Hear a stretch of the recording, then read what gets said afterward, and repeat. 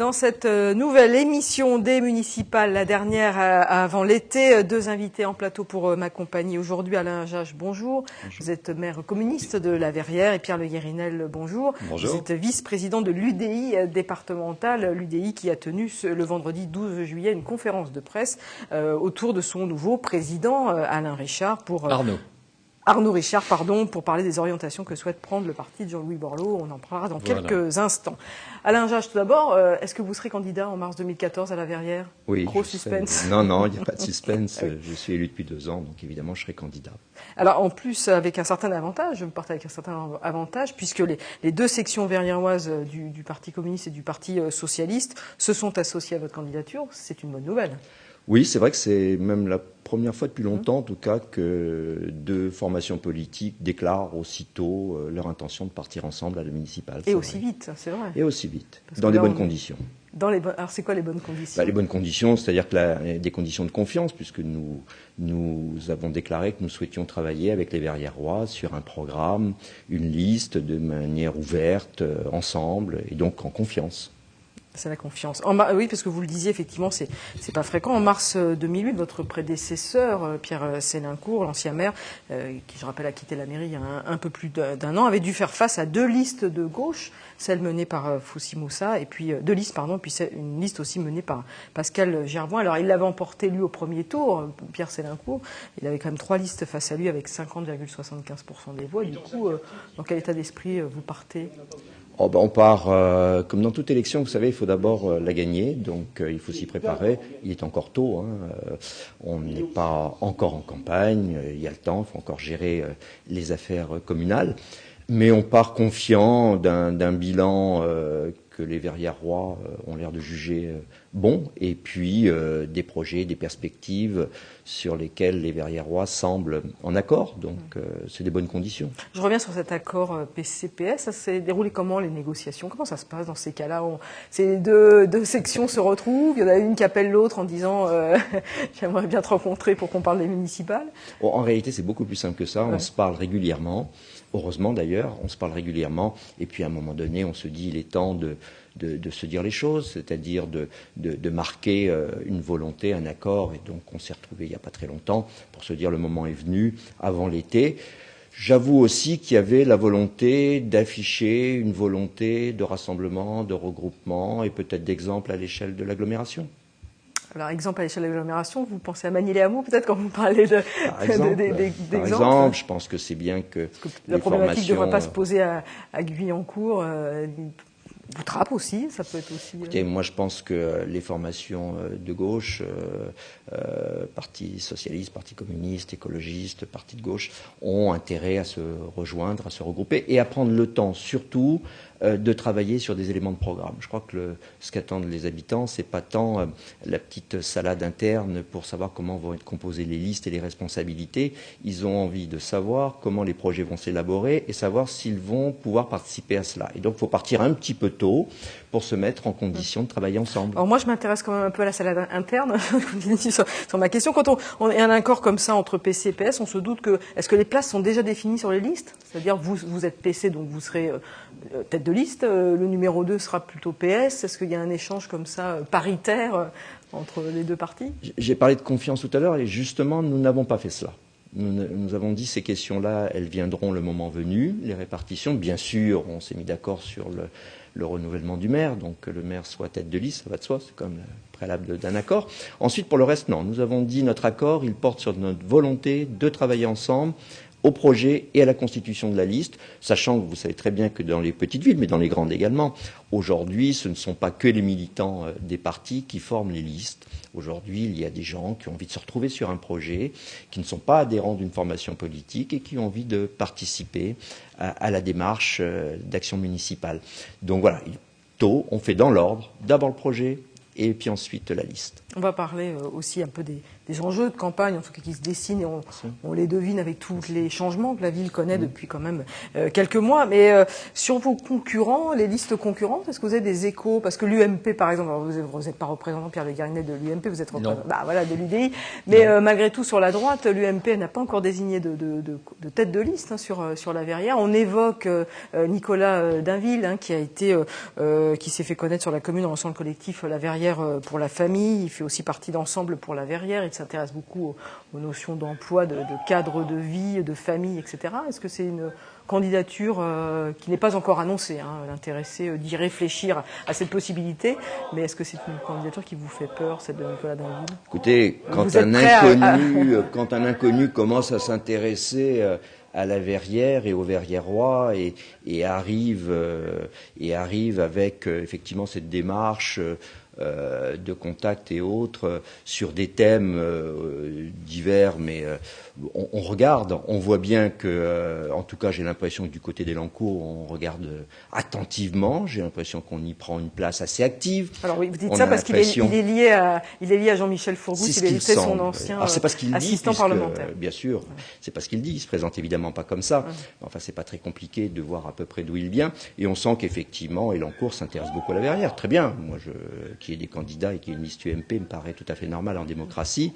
Par contre, faut dire qui on est, ce qu'on est, quelles sont ses intentions, son programme. Voilà, avec la manifestation, la manif pour tous, il a quand même affiché certaines de ses valeurs, Nicolas Dainville. Oui, il a affiché des valeurs, mais vous savez, on est sur une élection municipale. Et les Verriérois, ils vont être attentifs à avoir effectivement des candidats et une tête de liste qui connaissent la ville, qui connaissent les dossiers, qui connaissent les sujets et qui soient force de proposition et pas simplement dans une démarche politicienne. L'UDI, Pierre Le Guérinet, comment vous regardez la Verrière alors à l'UDI? En voisin. Il arrive même. Non, c'est le vice-président de l'UDI. Alors, non, attendez, c'est pas une clause de style ou une réponse. Réellement en voisin, parce que quels que soient les élus des deux villes, ils ont nécessairement à travailler ensemble. Alors vous voyez, c'est pas parce que Alain Jage est front de gauche et moi pas que ça interdit les choses. Les circonstances ont fait qu'il y a un dossier commun qui est l'accès à la gare de la Verrière. Bon, eh bien, les circonstances ont fait que les élus sont retrouvés. C'est toute la différence entre ce que disait Alain il y a quelques instants, entre des élections municipales qui ont des enjeux très particuliers de vie courante, et puis d'autres niveaux pendant lesquels on peut effectivement afficher des valeurs plus précisément ou d'une autre façon, parce que à ce moment-là, les enjeux l'autorisent ou le rendent presque obligatoire. On va peut-être préciser, parce que pour les gens qui ne savent pas, vous êtes vice-président de l'UDI, donc c'est pour ça que vous êtes en plateau là, mais vous êtes aussi le maire. Alors je sais pas qu'on dit maire par intérim, c'est pas très joli. Alors je suis premier adjoint de la ville de Maurepas, et pendant l'absence de Georges Mougeot, comme il est de règle, il faut un remplaçant en attendant le retour du maire. Donc oui, j'essaie de le remplacer. Et vous avez été amené en plus à travailler sur un dossier commun qui était les abords de la gare. Il se trouve que ce sont des circonstances de fait et de temps. Mais donc, ça prouve que les élus municipaux, mais d'ailleurs on le sait tous, quelles que soient leurs appartenances politiques, il y a un moment où il faut se mettre autour de la même table parce que les enjeux sont les mêmes. Mais alors du coup, est-ce que vous avez des infos à donner à Alain Jage sur une éventuelle candidature à droite? Non, j'ai pas d'infos à lui donner. Nicolas Dainville, j'ai noté avec beaucoup d'intérêt le très grand intérêt que prend la ville d'Elancourt à tout le périmètre géographique qui l'entoure, parce que manifestement, ça ne touche pas que la Verrière. Non, ça touche aussi. Ça touche aussi Maurepas, puis d'autres communes. Saint-Cyr-l'École. Voilà, par exemple. Par exemple. Ok, bon, on n'est pas là pour parler de Jean-Michel Fourgoutte. Ah non, mais c'est pas lui que je pensais d'ailleurs. D'accord. Je reviens sur les enjeux de campagne sur la Verrière. On se doute que c'est effectivement la gare. On en a parlé, les abords de la gare et les bécanes. Ça sera vraiment, à votre avis, les thèmes centraux de cette campagne. Même si vous me dites, la campagne n'a pas encore débuté, elle va débuter en septembre. Mais vous, ce sera les axes forts. J'ai depuis mon élection choisi 3 axes importants, et donc je pense que c'est là-dessus que la campagne se fera probablement. Le premier, c'est quand même tout ce que représentent les services publics et les services au public, ou les services semi-publics d'ailleurs pour la population. Aujourd'hui, ceux-ci sont souvent attaqués par l'austérité et donc les diminutions de moyens. Donc on avait des risques forts. Donc on est sur tous ces sujets, plutôt à la confortation et à l'accompagnement, surtout en période de crise. J'ai pensé évidemment à la fermeture de la PMI, par exemple, qui était en cause, la diminution des effectifs l'année dernière sur le collège, d'enseignants, etc.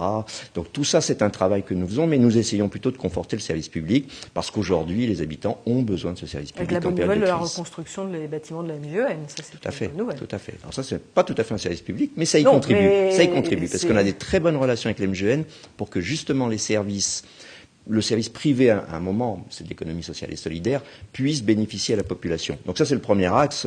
Le deuxième, nous l'avons dit, le développement de la ville pour répondre à des besoins de logement et d'emploi. Les questions d'emploi sont centrales. Il faut donc pouvoir y répondre. Et puis le troisième, c'est effectivement comment la population participe à la vie locale, à la fois par tous les démarches de concertation, d'association, mais aussi parce qu'ils sont des acteurs centraux de la vie. Et donc, il faut développer toutes ces démarches-là. Voilà, et donc, ça veut dire que dès le mois de septembre, parce que je présume que la campagne va démarrer pour vous dès le mois de septembre, comment vous allez mener campagne? Est-ce que vous allez justement faire participer la population? Tout à fait. On va effectivement mettre en place des ateliers de travail avec les habitants. On a déjà cette démarche initiée depuis pas mal de temps, donc ça devrait être assez facile de pouvoir les faire participer sur nos grands sujets. Il y a des questions sur lesquelles on n'a pas toujours des réponses, nous, les élus, et ces réponses viennent aussi de la production collective avec les habitants qui donnent leur point de vue, qui donnent des idées, et de cela peuvent naître des projets qui correspondent bien à notre commune. Et dernière question, est-ce que Pierre Sélincourt, qui est quand même marqué vraiment de son empreinte la Verrière, jouera un rôle dans votre campagne?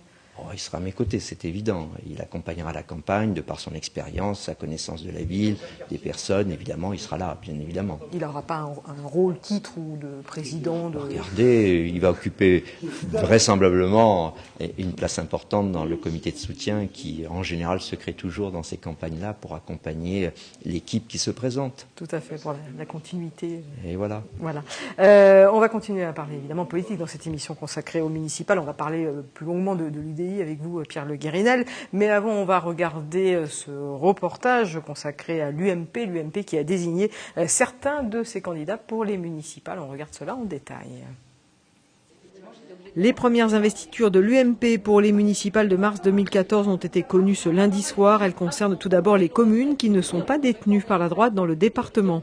Ainsi, sur le secteur de Saint-Quentin en Yvelines, Aurore Berger a été confirmée à Manille-les-Hameaux, Ladissas Oscura à Guyancourt.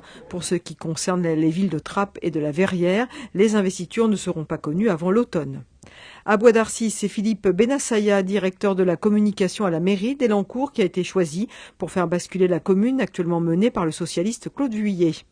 Pour Maurepas, la situation n'est pas tranchée. Grégory Garestier a été confirmé comme chef de file de l'UMP dans la commune, mais l'investiture n'a pas encore été officiellement donnée dans l'attente d'un accord local avec l'UDI. L'UDI, à Maurepas, est représenté par Pierre Le Guérinel, premier maire adjoint et qui assure actuellement l'intérim en l'absence pour raison médicale du maire d'Hiver-Gauche, Georges Mougeot. Grégory Garestier et Pierre Le Guérinel n'ont pas caché leur souhait d'être tête de liste en mars prochain.